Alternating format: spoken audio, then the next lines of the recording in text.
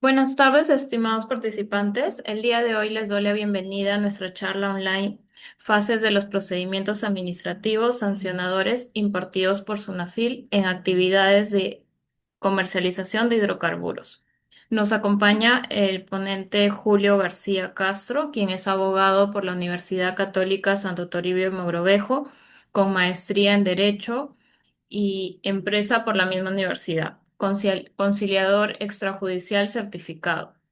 Además es abogado con 10 años de trayectoria asesorando a empresas en todo el Perú en materia laboral, con un enfoque en la prevención de contingencias y la gestión estratégica de relaciones laborales, así como la solución de conflictos. A la fecha, Julio viene asesorando a empresas de los sectores de hidrocarburos, construcción, telecomunicaciones, marketing y publicidad, hotelería y gastronomía, transporte, automotriz, comercio textil y gastroindustria arrocera. Es socio fundador del estudio Julio García Abogados, con sede en la ciudad de Chiclayo. Para iniciar, les explico las reglas. Deben mantener, por favor, sus micrófonos apagados. Una vez terminada la presentación del abogado Julio, procederemos a las preguntas. Ustedes van levantando la mano o pueden ir escribiendo sus preguntas por el chat. Muy buenas tardes y gracias por su participación. Adelante, Julio. Muchas gracias, Kiara. Muchas gracias a todos por su tiempo. Antes que nada, me gustaría que me confirmen si se puede ver l- la diapositiva que estoy compartiendo. Sí, sí se ve. Sí, perfecto. Entonces, quiero compartirla más grande. Ya, excelente. Bien. No, como ya lo han mencionado, Kiara, hoy vamos a tomarnos unos minutos para hablar de las fases del procedimiento administrativo sancionador. Aunque más que fases, en realidad el procedimiento administrativo sancionador es uno, sino que tiene distintas etapas en las cuales se va desarrollando. Posiblemente ya lo han visto en el temario que se ha publicado. Vamos a hablar en principio qué es la SUNAFIL y su rol como autoridad sancionadora, el panorama general del procedimiento administrativo sancionador, porque nos podría tomar mucho más de una hora quizás hablar de todo lo que implica. Yo le voy a dar una cuestión muy práctica, muy puntual y que le va a servir bastante a todas las personas que estén pasando por esto o que en algún momento puedan pasar por un procedimiento sancionador. Como tercer punto, los principios y garantías que rigen el procedimiento sancionador y la relevancia práctica con las conclusiones. A todo le vamos a sumar una cuestión práctica. Y siempre digo esto ¿por qué? Porque en realidad de lo que les voy a hablar eh, está específicamente desarrollado de manera muy clara en la propia ley que habla de la inspección de trabajo y de su reglamento. Ahí ustedes pueden encontrar de forma detallada cómo es el procedimiento. O sea, cuántos plazos tienen, cómo, ante quién lo tienen que presentar, qué documentos le tienen que llegar. Entonces, eso lo tienen directamente y de forma clara en la norma. Así que no me voy a centrar necesariamente en esto porque sería leer y repetir algo que ustedes mismos lo pueden leer. Entonces, para resolver la primera pregunta o la primera interrogante o primer ítem sobre qué es la SUNAFIL y su rol como autoridad sancionadora, creo que la mayoría de nosotros puede decir, ¿qué es la SUNAFIL? Bueno, Julio, la SUNAFIL es la Superintendencia Nacional de Fiscalización Laboral que supervisa las empresas o las fiscaliza. ¿No? Bueno, eso es de conocimiento general. Es una institución creada por el Estado para fiscalizar a a distintas empresas, sea el régimen que sea, y en el cual va a garantizar que a los trabajadores se estén cumpliendo, se les estén atribuyendo los derechos y beneficios laborales que puede tener todo eso. Pero, ¿cuál es el rol como autoridad en el procedimiento o en su naturaleza sancionadora? Yo en la experiencia he podido determinar que al día de hoy el rol de la SUNAFIL es específicamente de orientación, de prevención y como tercer punto, como una cuestión muy excepcional, la ejecución, pero ya de las sanciones. O sea, la SUNAFIL no se creó para ir por ahí asustando a las empresas o sancionándolas o multándolas, porque a veces, hasta el día de hoy, yo me encuentro con situaciones en las cuales mencionan a SUNAFIL y dicen, uy, me va a multar. Uy, llegó el inspector, seguro ya nos va a multar, nos va a cerrar la estación de servicios o nos va a cerrar el grifo. Entonces, pero no es así. O sea, si bien es cierto, hubo un tiempo al comienzo cuando se creó esta institución en el que había así mucho miedo porque las multas son elevadas y prácticamente llegaban a ver el error y a sancionar el error. Pero ahora eso ha cambiado. La naturaleza de la SUNAFIL es concientizar, crear conciencia, orientar a las empresas a que puedan cumplir con todas las normas laborales para evitar llegar a una sanción y para que se respeten las normas laborales de los trabajadores. Entonces, en ese sentido, encontramos un rol de orientación y esa orientación, no sé si alguno de ustedes maneja la casilla electrónica que se le atribuye a cada empresa por parte de SUNAFIL y siempre te mandan noticias orientadoras, cómo implementar tu comité o tu supervisor de seguridad, cómo implementar tus políticas salariales, te dice qué día hay que cumplir con el pago de utilidades, te dice ya se acerca la fecha para gratificaciones, o sea, te va orientando y va generando conciencia. Pero ciertamente hay algunas empresas pues que no utilizan la casilla electrónica. Es más, hasta el día de hoy yo me he topado con empresas que no tienen la más mínima idea de lo que es una casilla electrónica. No saben qué es eso. Entonces, ahí vienen los problemas porque también al llegar a la casilla electrónica una serie de actividades de orientación, posteriormente también te llegan requerimientos de información y que si tú no cumples, empieza ya una visión distinta de Sunafil. Es decir, bueno, esta empresa, a pesar de todo lo que le hemos solicitado, orientado, vemos que sigue incumpliendo. Entonces, ahí vamos a entrar a la fiscalización. Para hablar específicamente, ¿no? Del procedimiento administrativo sancionador de Sunafil, eh, yo recomiendo como abogado preocuparse o centrarse también mucho más, con mucho más énfasis, en la fase inicial, es decir, en las actuaciones inspectivas. Porque de las actuaciones inspectivas es en lo que va a terminar si es que existe o no existe un procedimiento sancionador. Entonces, ¿qué comprende, no? ¿Qué comprenden las actuaciones inspectivas? Si bien lo pongo en la parte última de esta diapositiva, los requerimientos de información, las visitas inspectivas, comparecencias que pueden citar, entrevistas a los trabajadores, citan al mismo gerente o al apoderado, verificación de documentos, condiciones de trabajo, visitas al centro de trabajo. Hablamos de las estaciones de servicio específicamente en este caso.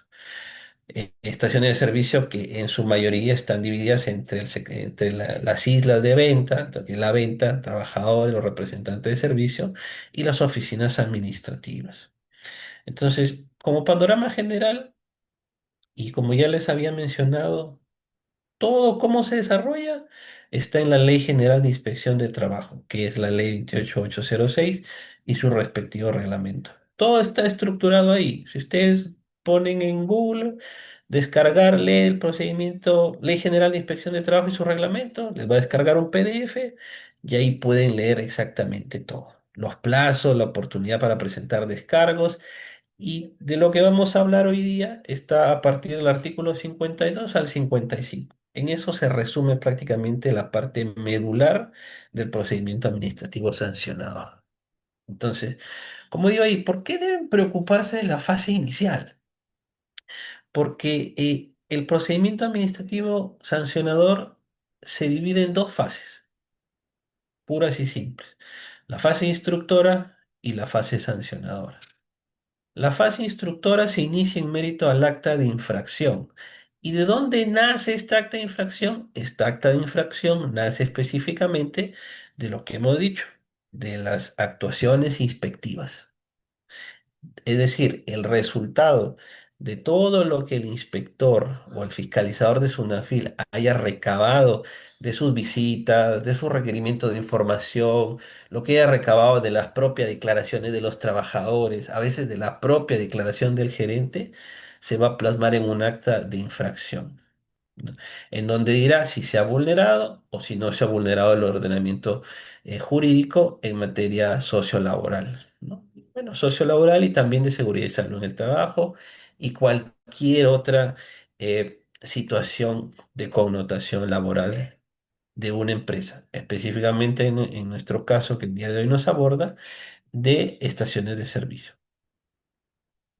Esta infracción, ¿no? O esta acta de infracción o esta materialización de las de todas las actuaciones inspectivas, es decir, de la primera parte, luego tiene que ser notificada. ¿Notificada a quién? ¿No? Notificada a las partes involucradas, es decir, ya sea un trabajador, dos trabajadores, un sindicato, tiene que ser notificada a la empresa a la que están fiscalizando y ahí específicamente es un documento en donde se atribuyen todas las infracciones que hayan podido existir, lo que hayan podido advertir, lo que se haya incumplido, lo que se haya subsanado, lo que no se haya subsanado, también todo constará ahí de forma detallada.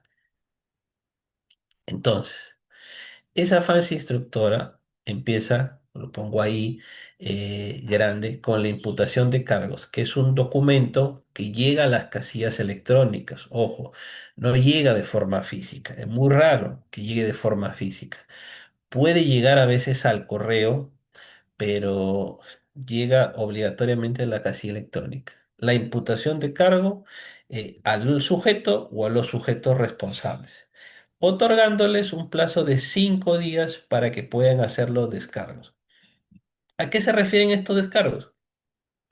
Estos descargos pueden ser, estoy de acuerdo, no estoy de acuerdo, lo que dices no es cierto, te estás olvidando de advertir que yo subsané eso, o eso que me imputas no ha sido materia de fiscalización.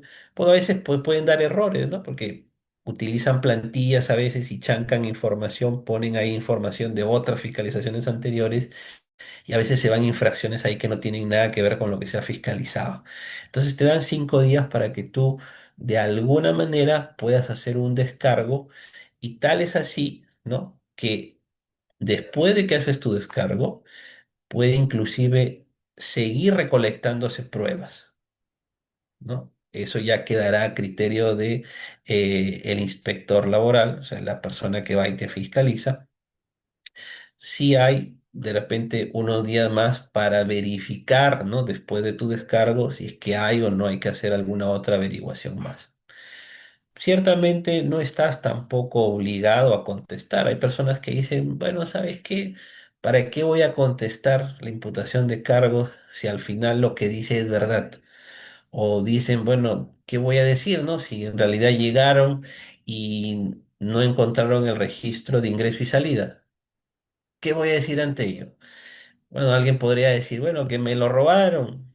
Tienes que acreditarlo con una denuncia, con una grabación del día del robo. Que de repente justo ese día se perdió. O sea, si no encuentran el registro de ingreso y salida de asistencia de los trabajadores, ya de por sí es una falta o una infracción insubsanable. Entonces, cuando te imputan ese cargo, prácticamente no te queda mucho que decir, ¿no? Entonces, por eso te dan esos 5 días. como lo pongo ahí en la diapositiva, dice, concluida de ser el caso, la recolección de pruebas de la autoridad instructora del procedimiento formula un informe final de instrucción en un plazo no mayor de 10 días, contados desde el día siguiente del vencimiento del plazo para la presentación del descargo. ¿Qué quiere decir esto? Bueno, esto quiere decir que si a ti te notifican, vamos a poner un ejemplo, el día viernes con la imputación de cargos, tú tienes 5 días hábiles desde el día siguiente de notificado para presentar tus descargos. Te tenemos lunes, martes, miércoles, jueves, viernes. Si hasta el viernes no presenta nada, pues no pasa nada, sigue el procedimiento y a partir del quinto día, es decir, desde el viernes, ¿no? Tienen 10 días la SUNAFIL para emitir un informe final de instrucción, que son días contados, como dice, del vencimiento del plazo para la presentación del descargo. Entonces, después de eso, tienen 10 días la SUNAFIL y en ese informe final de instrucción concluirá de forma motivada, detallada, explicada, dirá, ¿no? La empresa XXAC ha cometido las siguientes infracciones laborales y las detallará ahí, ¿no? En materia sociolaboral tal, en materia de seguridad y salud del trabajo tal y cualquier otra que pueda haberse advertido. En el informe final de instrucción, ¿no? A manera de resumen, se declara, bien se puede declarar la inexistencia de una infracción, lo que quiere decirte desde ahí de plano de que no va a haber una sanción. Podría haber una recomendación, pero casi no se da.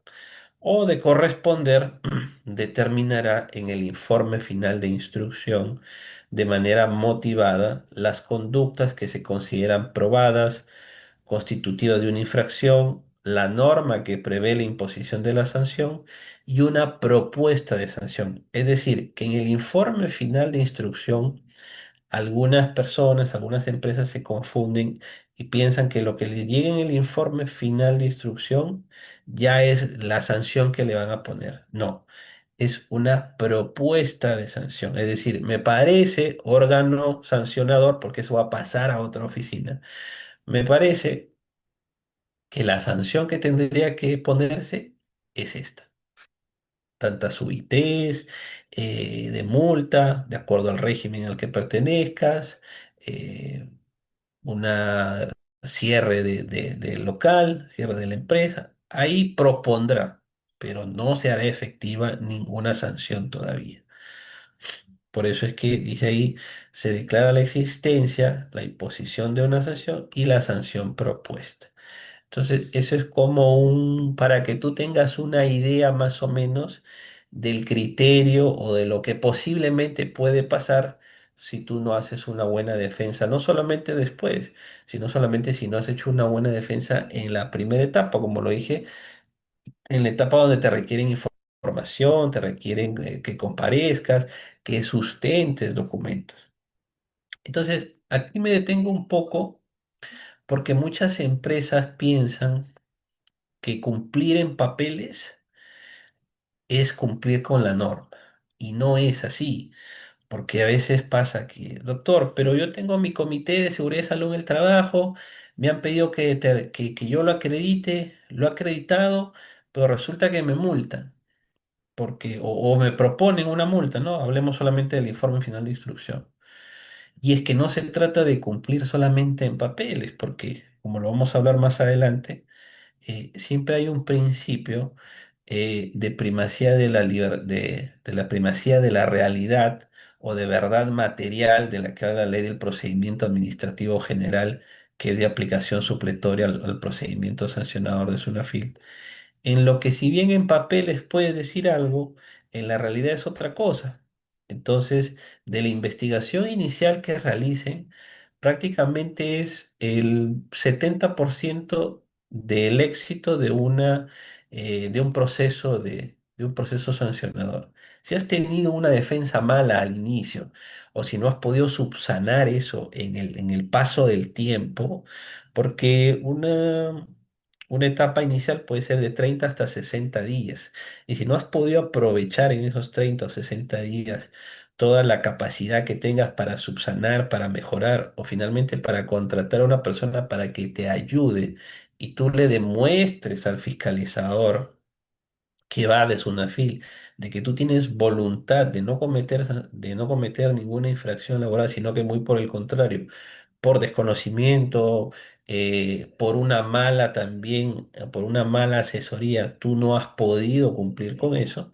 Entonces, muy poco probable, no vas a tener una multa. Es decir, ya la parte del procedimiento administrativo sancionador podría parecer ya prácticamente un saludo a la bandera, porque el informe de instrucción se ha aprobado tales y tales cosas, ya prácticamente pasa nada más a que te sancione y a que te puedas defender en esa etapa de la mejor manera también, ¿no?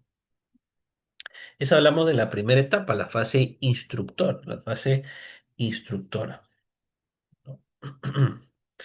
Luego de la fase instructora, ya pasamos a la fase sancionadora.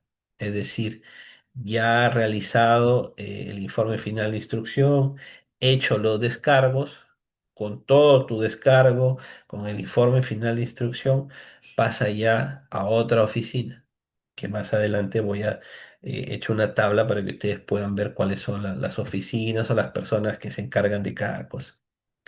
Entonces va a la fase sancionadora. Y esta fase sancionadora reciben el informe final de instrucción.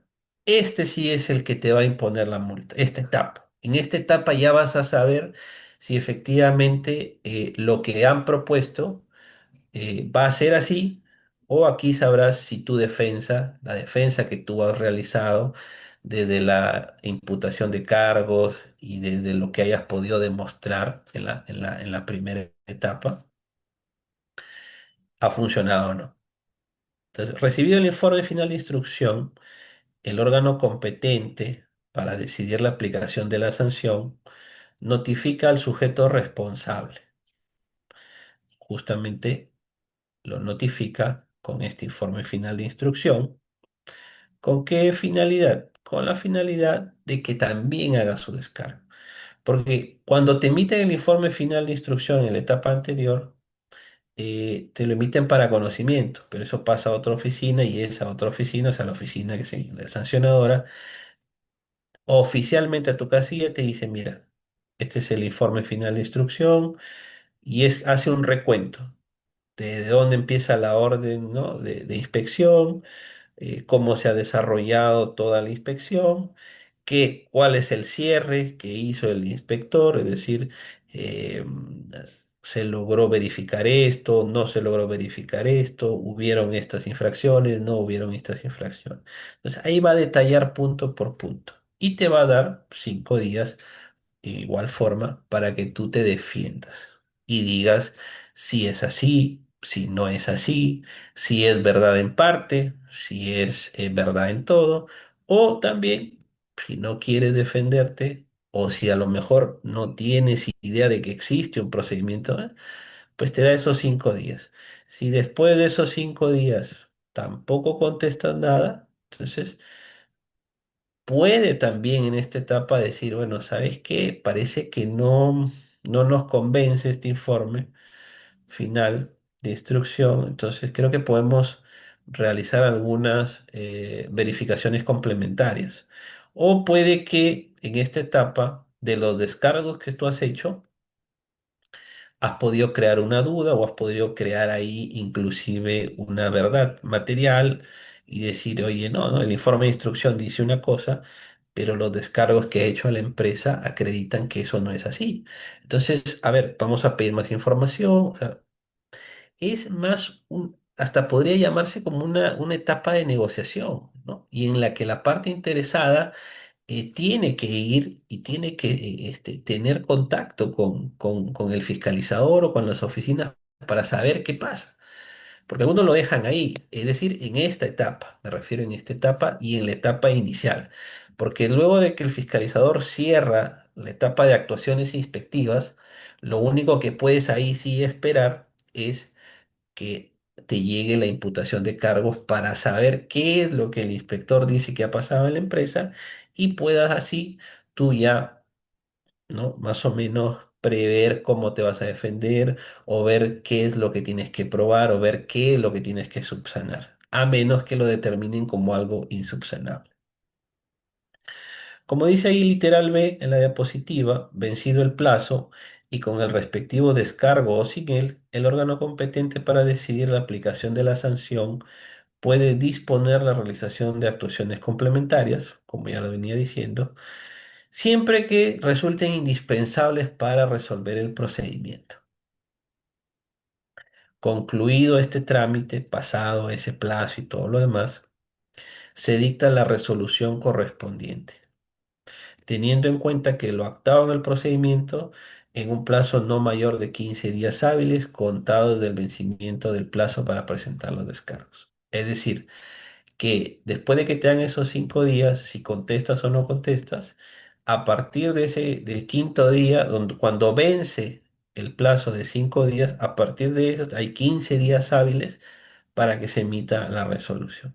En esa resolución final o la primera resolución final, sabrás qué es exactamente o cuál es exactamente la sanción que vas a recibir.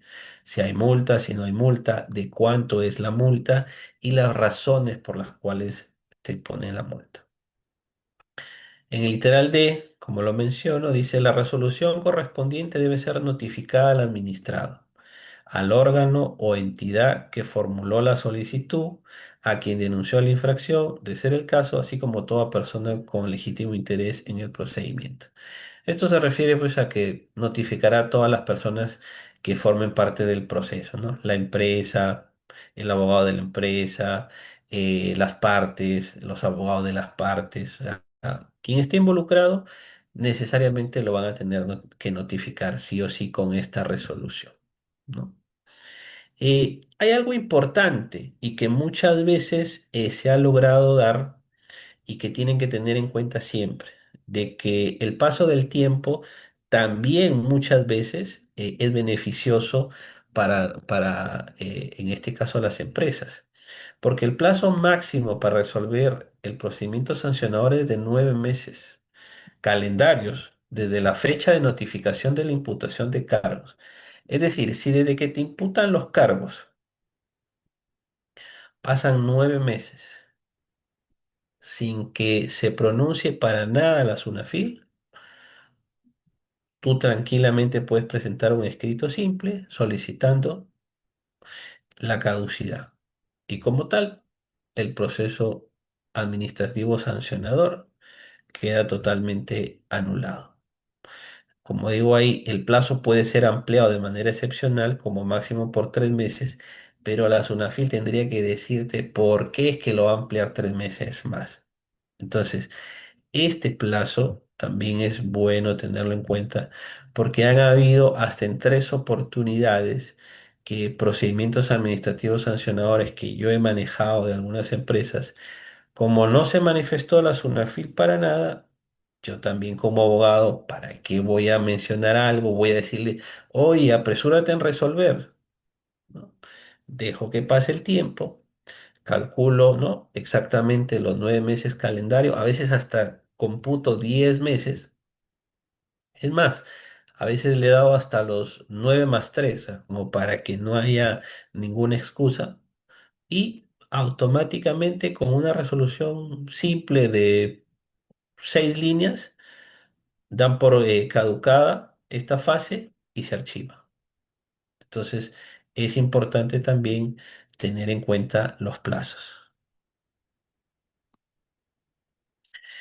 Una vez que te llega la resolución en donde te pueden poner una multa, una sanción, hay recursos. O sea, si yo no estoy de acuerdo con esa resolución, creo que lo que dice es ajeno a la realidad o legalmente no es la multa correcta o me están imputando o están resolviendo sobre hechos que no han sido fiscalizados, yo puedo poner recursos. Entre ellos tenemos el recurso de reconsideración, el recurso de apelación y el recurso de revisión. Ambos, por ejemplo, el recurso de reconsideración se impone ante el mismo ente que emite la resolución, pero siempre y cuando hay una prueba nueva o una, es decir, yo digo, mira, me estás sancionando porque dices que no he presentado el acta de instalación del comité. En ese momento, no sé, pues se había perdido mi libro de actas y finalmente logré encontrarlo, porque en el momento inicial no pude encontrarlo, no lo tenía.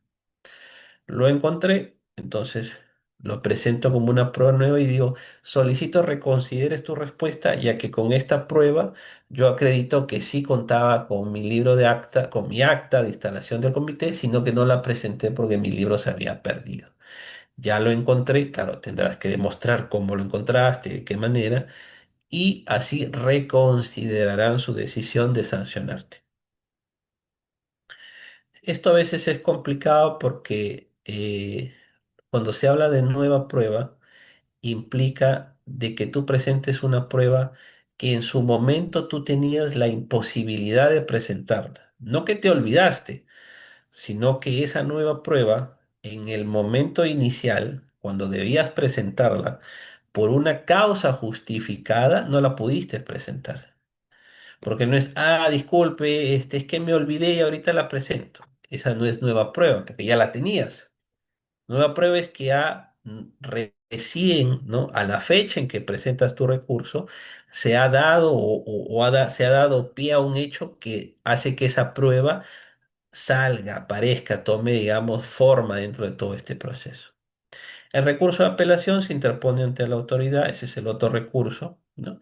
Que se impone ante la autoridad que emite también la resolución de primera instancia, a fin de que lo eleve a una instancia superior, es decir, a una persona que, ¿no? En apariencia o por costumbre tiene un poquito más de conocimiento o experiencia y que va a revisarlo con más minuciosidad para ver si la sanción que te han puesto sobre la base de lo que tú argumentas, legalmente, por supuesto, no ha sido observado por el órgano de primera instancia.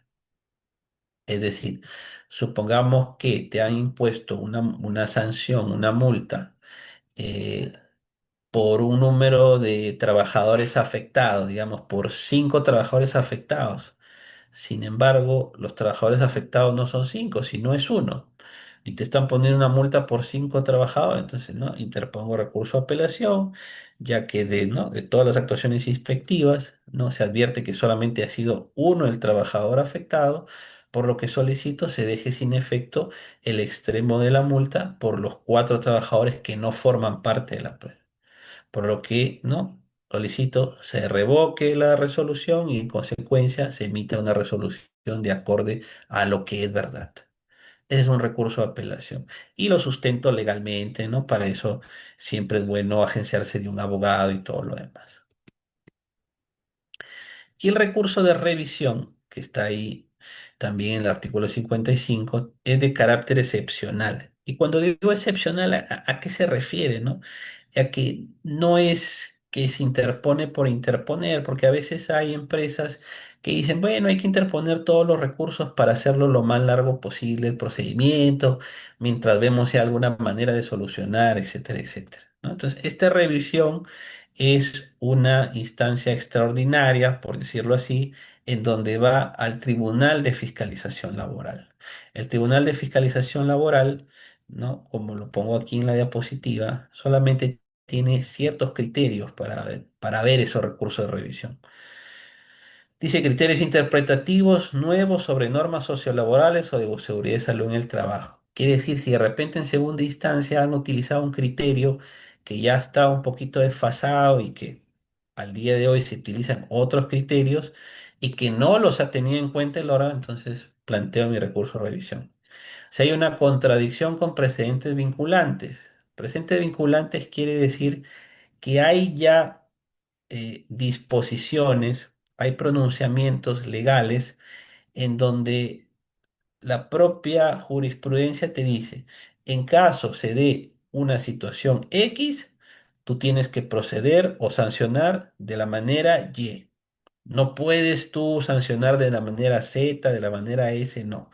Son precedentes vinculantes de observancia obligatoria. Entonces dice, tú solicitas un recurso de revisión porque en segunda instancia me están aplicando a mí un precedente que no es vinculante, cuando deberían desarrollar su resolución y deberían imponer su sanción de acuerdo al precedente vinculante, digamos, de fecha 2025 y están sancionándome con un precedente vinculante anterior, de fecha 2023. Por lo tanto, entonces, es lógico que el Tribunal de Fiscalización Laboral, pues, declarará nula esa resolución. Y finalmente, casos de especial relevancia para la doctrina administrativa. Esto quiere decir que a veces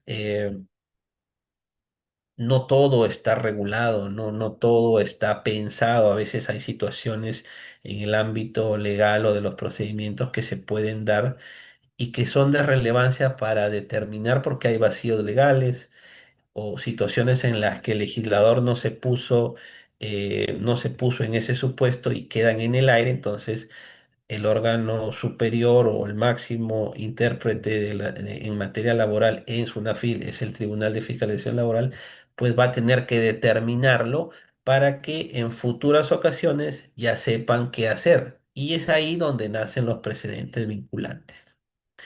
Entonces, el término para la interposición de los recursos es de 15 días hábiles, perentorios, sea reconsideración, sea apelación. Te llega, por ejemplo, como le dije, el día viernes la resolución.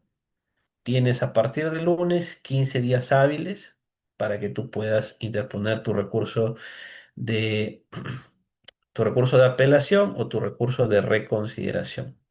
Y serán resueltos en un plazo de 30 días hábiles. Salvo el recurso de reconsideración que tendrá que ser resuelto en un máximo de 15 días. Esa es la única diferencia. ¿Ok? Ahora, dentro de este procedimiento, siempre hay garantías que rigen todo proceso.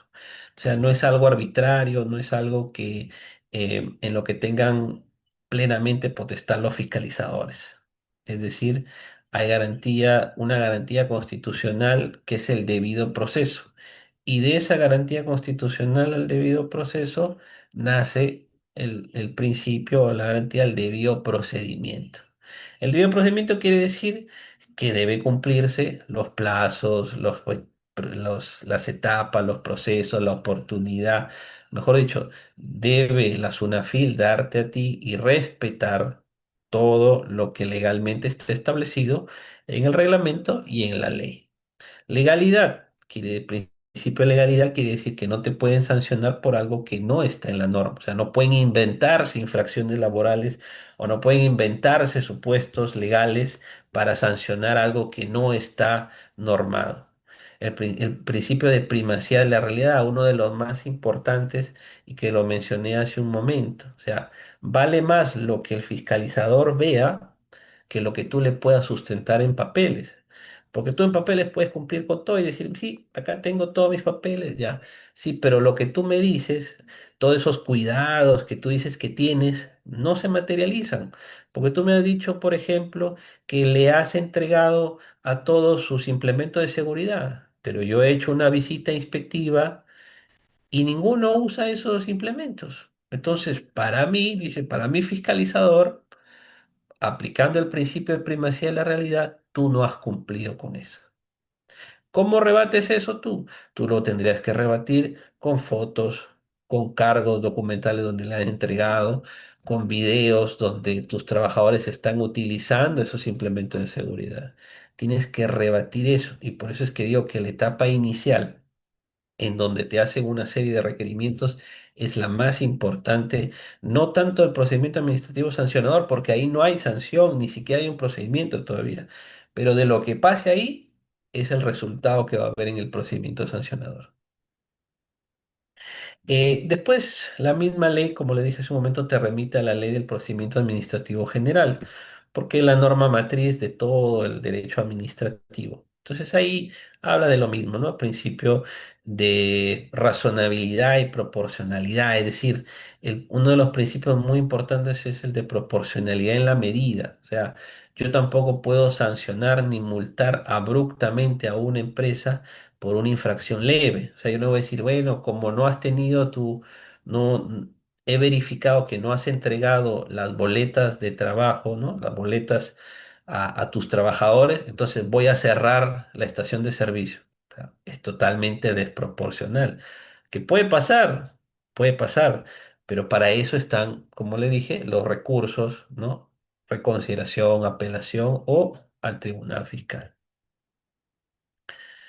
Entonces, a manera de conclusión, como lo pongo acá de forma práctica, el procedimiento administrativo sancionador de SUNAFIL constituye una manifestación del ius puniendi del Estado, es decir, de la potestad del Estado de sancionarte. Pero SUNAFIL no va por ahí, su naturaleza no es esa al día de hoy, sino que fiscaliza, determina y sanciona el incumplimiento. O sea, SUNAFIL lo que va a buscar es sancionar el incumplimiento, ya sea en normativa sociolaboral, de seguridad y salud en el trabajo, garantizando el debido proceso y el derecho a la defensa del administrado. Es decir, no es que la empresa no tenga derechos, pero la empresa tiene que saber defenderse en el momento que debe defenderse. Si bien la finalidad de SUNAFIL es correctiva y disuasiva, constituye una etapa que implica consecuencias económicas y reputacionales en el sujeto inspeccionado. O sea, económicas sí, porque te pueden poner una multa que puede inclusive desestabilizar a una MIPE, una pyme, ¿no? Por lo alto que son. Por ello, es preferible siempre no llegar a dicha instancia. La instancia primaria, que es de las actuaciones inspectivas, les repito, es muy importante. Lo mejor es no llegar a un procedimiento sancionador, porque prácticamente ahí estás en mucha desventaja, porque el fiscalizador, o mejor dicho, la SUNAFIL, asume hasta un 99% que lo que manifiesta el fiscalizador en su acta de infracción ha sido así y es así. Y si tú no te has sabido defender, difícilmente vas a poder tener éxito en la defensa en el procedimiento. Por ello es mejor adoptar una gestión preventiva y proactiva del cumplimiento normativo. Y sin perjuicio de ello, una vez que iniciado el procedimiento, corresponde al administrado ejercer su defensa dentro de los plazos establecidos, acreditando con hechos objetivos, documentos reales, veraces y medios probatorios pertinentes que acrediten sus alegaciones. Porque si no, de otra manera va a ser muy difícil que no te pongan una sanción o por lo menos una amonestación. Como les dije hace un momento, ¿no? Esto es específicamente las etapas, ¿no? Hay una actuación inspectiva, el responsable, un inspector de trabajo, luego hay una imputación de cargos, esto lo hace un instructor del PAS, PAS quiere decir procedimiento administrativo sancionador. Luego de eso hay una resolución de primera instancia que le emite pues el intendente regional o el jefe del área de la intendencia regional donde se esté desarrollando el procedimiento, ¿no?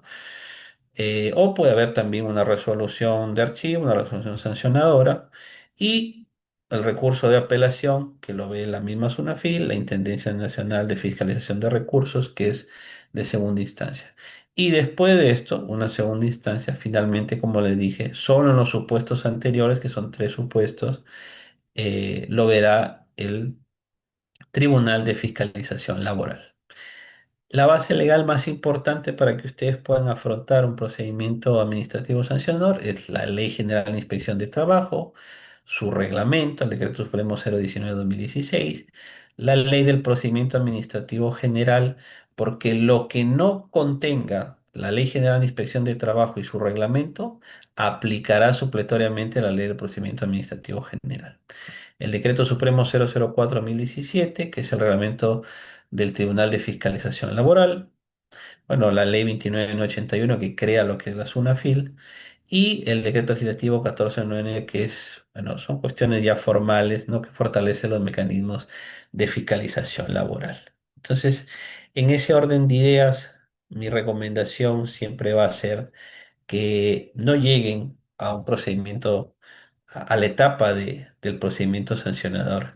Si llegan a esa etapa, verifiquen que todas las cuestiones que hayan sido advertidas en primera instancia en la etapa inspectiva hayan sido subsanadas de forma rápida. Si te ha faltado algo, si has tenido que capacitar, si has tenido que implementar, hazlo. O sea, no lo dejes en el aire solo porque ya te fiscalizaron y bueno, ya pues tendré que dejarlo ahí para que eh, cuando me sancionen ya recién en ese momento yo lo podré subsanar. No, la recomendación es que en el procedimiento administrativo sancionador, en esos plazos, tú aproveches subsanar todo lo que tenga que subsanar y demuestres la voluntad de no ser una empresa que infractora, que reitera en situaciones de infracciones laborales o de faltas laborales. Entonces, no lleguen a eso. Siempre enfóquense en la etapa inspectiva, en la primera etapa. Pero si ya pasaron a la etapa del procedimiento, busquen una persona, asesórense de una persona que les pueda ayudar, no a que no los multen, porque a veces tampoco se llega a una multa tan elevada, pero sí una persona que evite que ustedes vuelvan a caer en una fiscalización en la cual puedan hacerse acreedores a una sanción. Porque si bien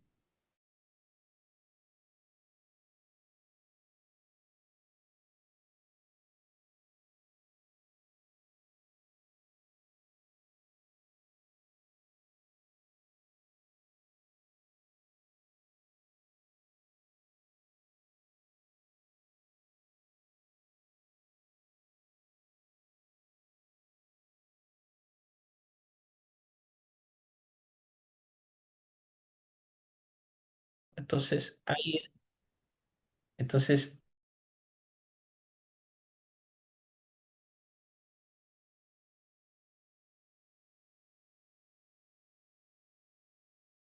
resolverlas, sea cual sea, y si no nos alcanza el tiempo, voy a dejar en el chat mi correo electrónico y mi celular para absolver con total gusto y sin ningún...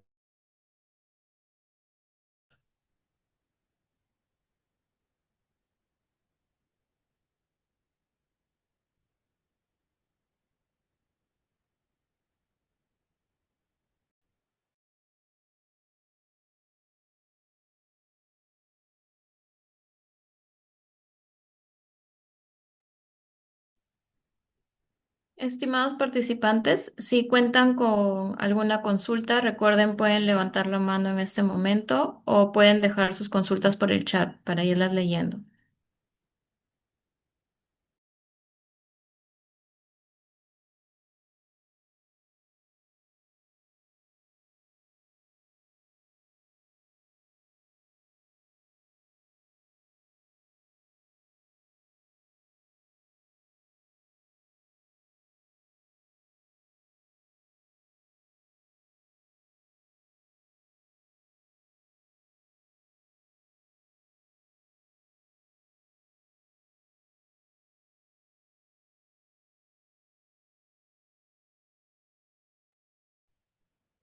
María Tobar tiene una consulta.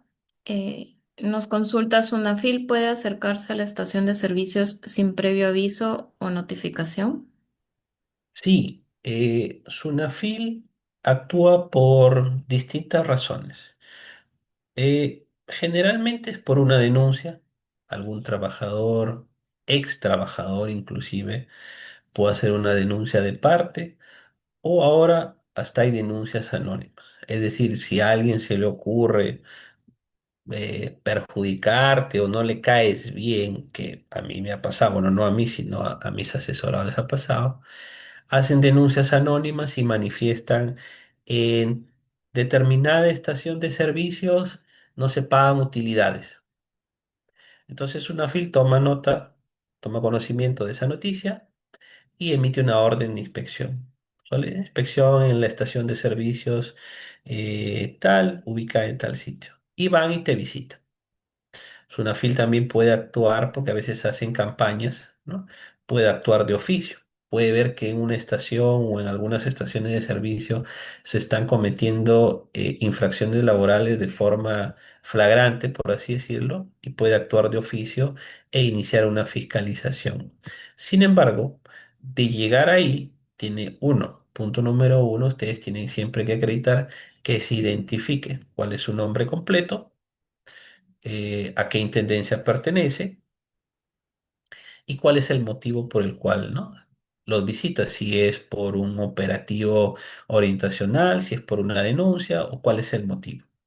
Y él les tendrá, está en la obligación de explicarles cuál es el motivo.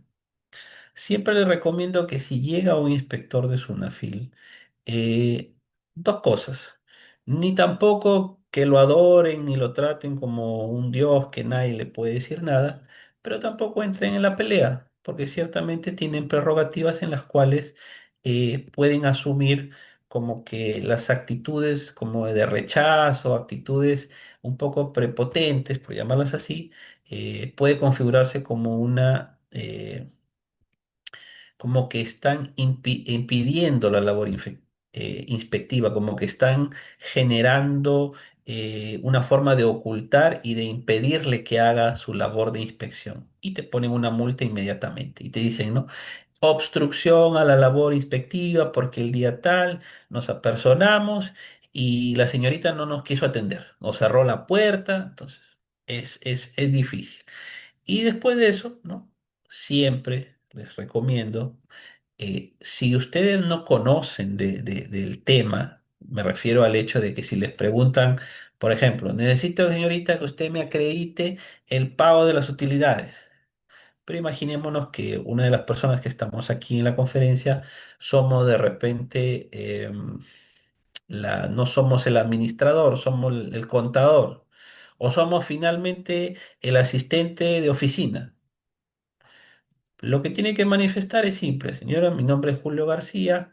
Yo ocupo el puesto de asistente de oficina en esta empresa. No podría yo darles información porque esa información la tiene el área contable, la tiene el administrador o finalmente la maneja el gerente. O también puede dar casos, eso lo ve un estudio específico que no forma parte de la empresa, sino que tiene un contrato de servicios con la empresa. Denme unos minutos, yo lo voy a llamar para que le pueda dar esa información. O en su defecto, por favor, déjeme un número o dígame si el día de mañana o más tarde podemos hacerle llegar la información que usted no. Pero nunca, ¿no? O en la medida de lo posible, jamás den información incompleta, información que no saben o información que quizás se les ocurre para salir del paso. Porque yo entiendo que a veces dicen, uy, de repente digo esto y la empresa sale mal, o de repente yo recibo este papel y de repente los meten en problemas. No, si no saben, simplemente decir, ¿no? Yo soy tal persona, me desempeño en este puesto de trabajo.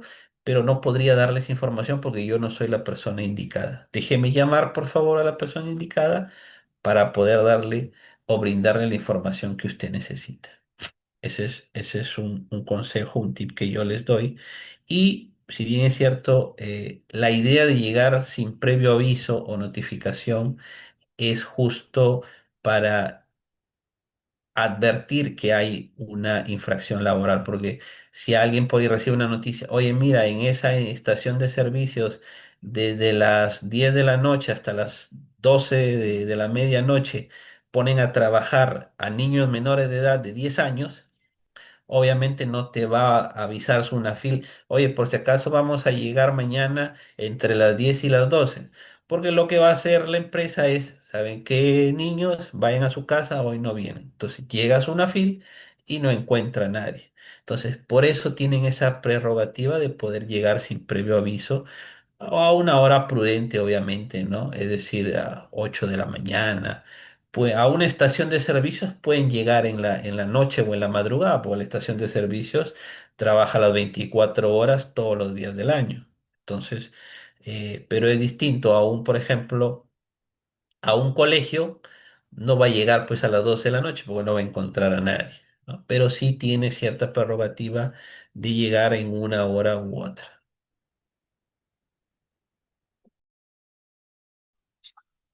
Hola, Creo sí, buenas tardes, ¿qué Lidia. tal, Julio? Buenas tardes.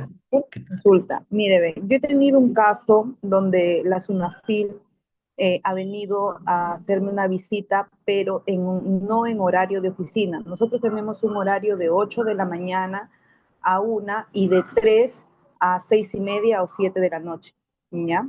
Entonces, si Sunafil viene en un horario que no es horario administrativo a pedirme por decir, ¿no? De repente el programa anual, ¿no? El tema de capacitaciones a mis trabajadores o el acta de aprobación del supervisor de seguridad.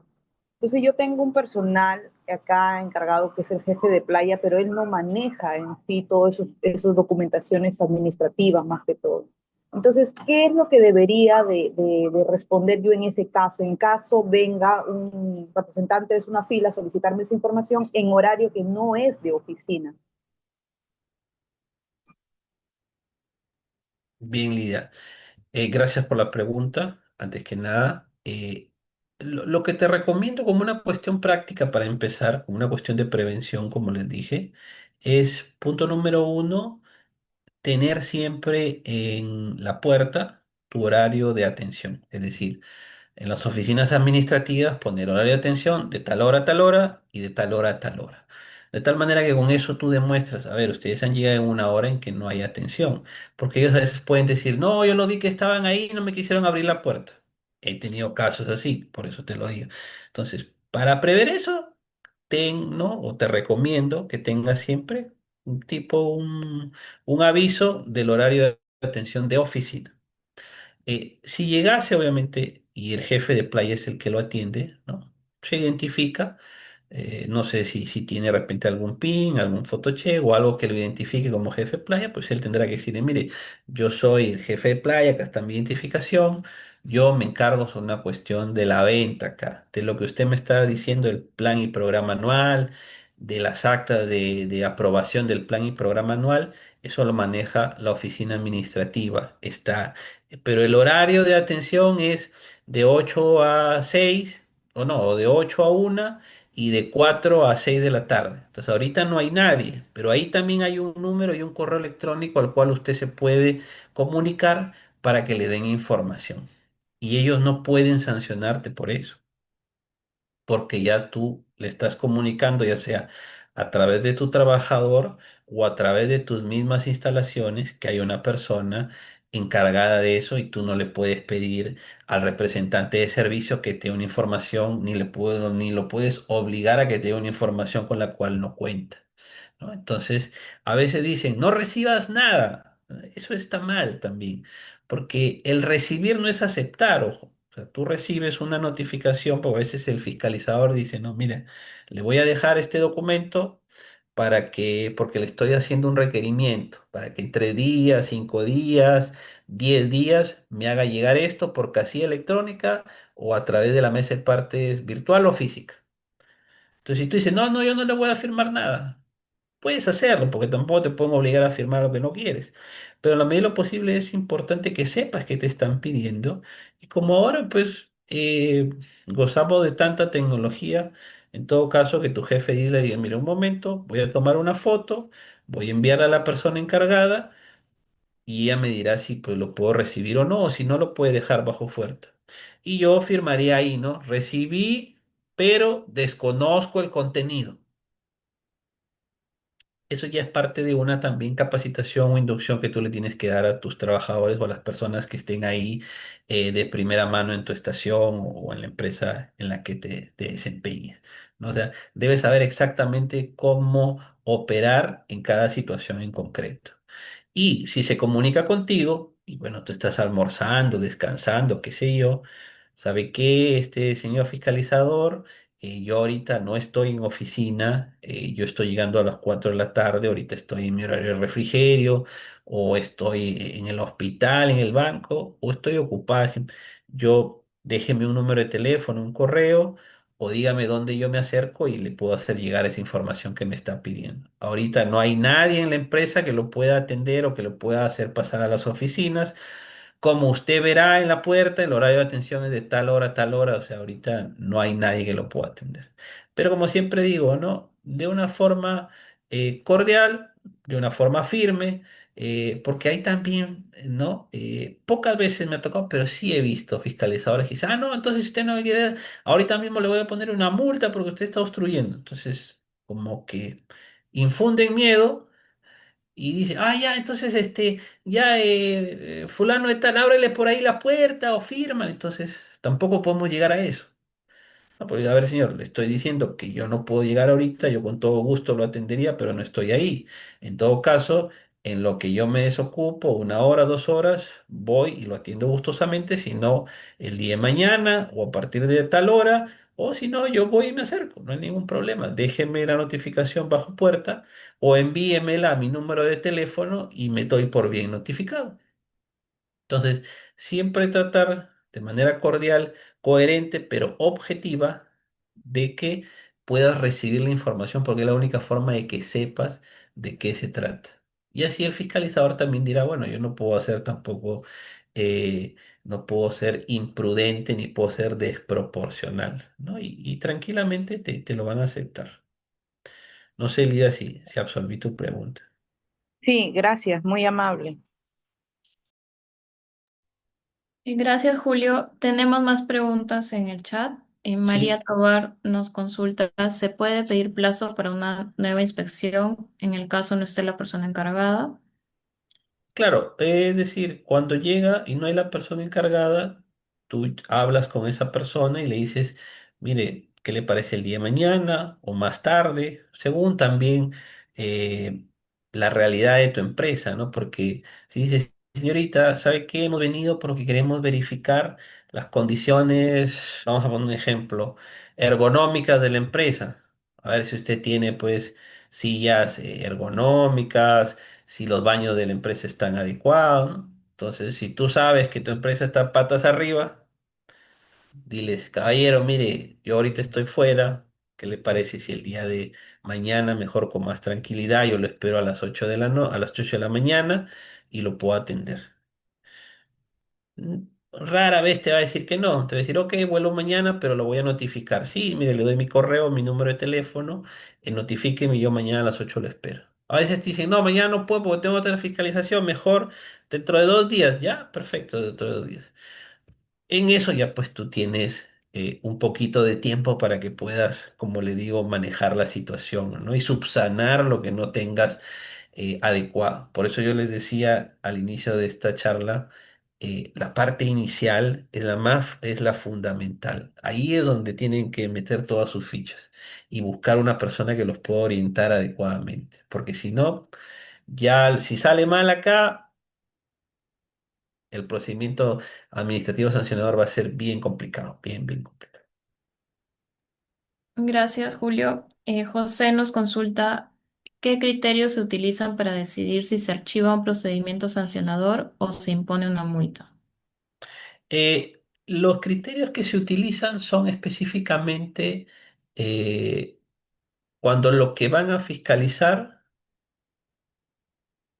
no es como lo habían denunciado o no es como ellos pensaban o finalmente tú lograste acreditar que no era así. Es decir, dice, no se han pagado utilidades. Yo acredito que pues acá está las transferencias de los pagos de utilidades en las fechas correspondientes. Ah, perfecto, entonces archivamos. Que no se emiten constancias de trabajo al término de la relación laboral. Mira, en el año que va solamente han salido 3 personas. Aquí está su baja, acá está su constancia de trabajo firmada por ella, firma, huella de que lo ha recibido. Por lo tanto, pues yo no sé cuál es la infracción. Entonces, si tú logras acreditar que la supuesta infracción laboral por la cual te llegan a fiscalizar no es así, pues se va a archivar. Y no solamente es por una denuncia, porque a veces te envían en la casilla electrónica, no sé si ustedes han visto y sale ahí, em, no recuerdo exactamente el término, pero creo que son acciones previas, creo se llama ese ítem en la casilla electrónica. Y a veces te piden información o te dicen, ¿no? Por favor, usted sabe que tener a trabajadores fuera de planilla es una infracción considerada muy grave. por lo que no le instamos a que usted verifique los trabajadores que hay en su empresa y los que tengan que estar en planilla, póngalos a planilla y los que no, pues no los ponga. Si en caso tiene, nos pone nombre, el puesto y el DNI. Y si no tiene, usted declara como que no hay nada, pone cero. Te dice, ah, ya, perfecto. Nadie va a aceptar que tiene trabajadores fuera de planilla que deberían estar. Entonces tú vas a declarar cero. Pero el fiscalizador dice, ah, bueno, dice que no hay, vamos a ir a ver si no hay. Entonces van. Y efectivamente verifican, ¿no? Todos los trabajadores que están aquí en planta trabajando con un horario, en una situación de dependencia, remunerados, están en planilla. Por lo tanto, archivo esa orden de inspección y no hay ningún tipo de sanción. Y si se impone una multa es porque si alguien denuncia, por ejemplo, otro caso, en la empresa, estación de servicios, no nos dan los implementos de seguridad para desempeñar nuestro trabajo. Botas con punta de acero, de repente en la época del COVID, mascarilla, careta facial, y la SUNAFIL te pide también con acreditar la entrega. Ah, tú le mandas un cargo con la firma de los trabajadores. Ya, yo cumplí con entregar. Ah, ya, dice la SUNAFIL. Entonces ahora voy a verificar si efectivamente, bueno, lo que les has dado lo están usando, ¿no? Van y resulta que nadie tiene ni careta facial, no tiene ni... Es más, están trabajando con un pantalón jean, una polera y por ahí sí un canguro de la marca de la empresa o de la bandera con la que están trabajando. Entonces ahí aplica el principio de verdad material o primacía de la realidad también conocido, en donde más vale lo que ha visto en la realidad que lo que tú le has mostrado en un documento. Y ahí te van a poner una sanción. No sé, José, si pude absolver tu consulta.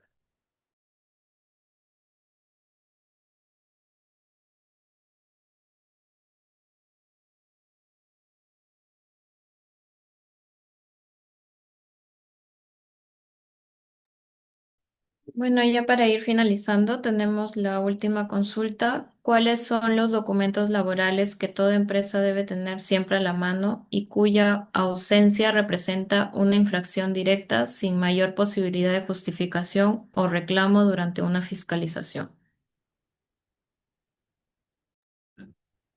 Lo que yo he visto en mi experiencia caer a muchas empresas, no porque no lo tengan, sino porque por descuido, es el registro de ingreso y salida.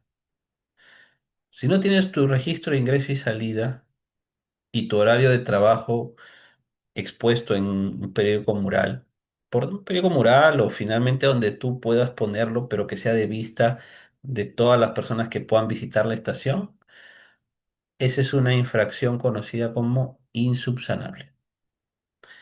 Para empezar, esa es la más simple, pero es considerada una infracción muy grave e insubsanable. Otra cosa que siempre te pueden pedir y que sí o sí ya no va a haber, eh, digamos, oportunidad para que tú lo subsanes, son todo el tema de seguros. Seguro complementario de trabajo de riesgo. Las estaciones de servicio y grifos están considerados como actividades de riesgo y por lo tanto te exige sí o sí que tú pagues o que la empresa pague un seguro complementario de trabajo de riesgo y seguro de vida. Si tú no los tienes, y el fiscalizador es muy a rajatabla de la norma, prácticamente ya es una infracción bastante, que ya no lo vas a poder subsanar, pues, ¿no? Hay fiscalizadores y ahí me remito a la naturaleza orientacional, ¿no? De SUNAFIL, de esta institución. Es que hay fiscalizadores que te dicen, vale, bueno, ¿sabes qué? Contrátalo hoy día, pues, o sea, no seas tan caradura, contrátalo hoy día y cumple. Y por ahí que te puede dar un margen, ¿no? Pero hay algunos que no, pues no lo tienes, bueno, es una infracción insubsanable y eso lo encuentras en la ley de inspección de trabajo, o sea, está ahí todo lo que son infracciones insubsanables en materia de seguridad y salud en el trabajo. Otra infracción, que no haya, por ejemplo, que me pasó, bueno, le pasó a una de las empresas también, que lo he dicho ahorita, ¿no? Es el horario de trabajo expuesto. Tiene que estar el horario de trabajo, sí o sí.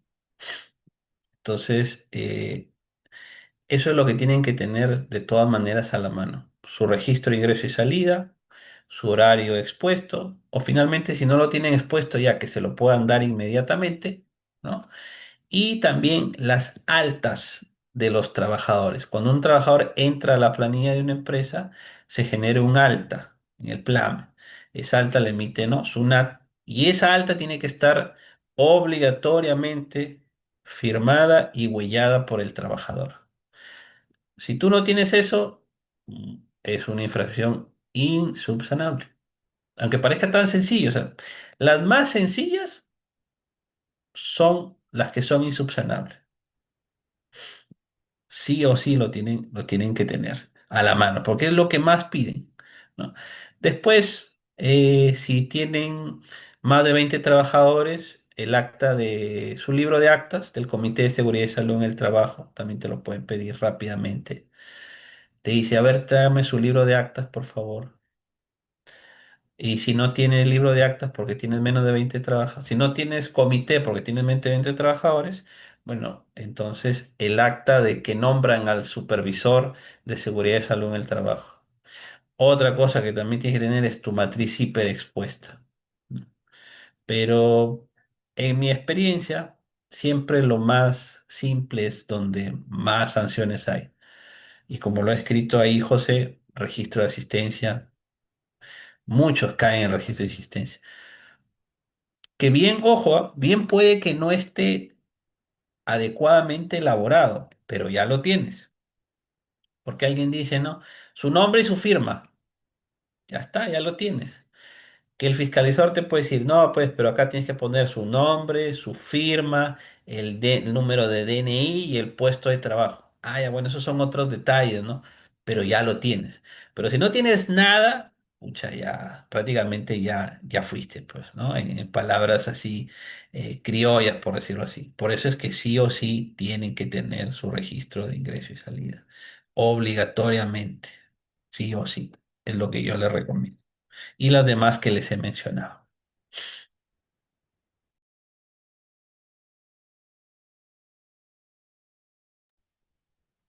Listo, Julio. Agradecerte nuevamente por esta charla tan productiva. Agradecerle a todos por su asistencia. Que tengan buena tarde. Gracias, Kiara. Muchas gracias a todos por su tiempo. Hasta una nueva oportunidad. Hasta luego. Hasta luego. Gracias.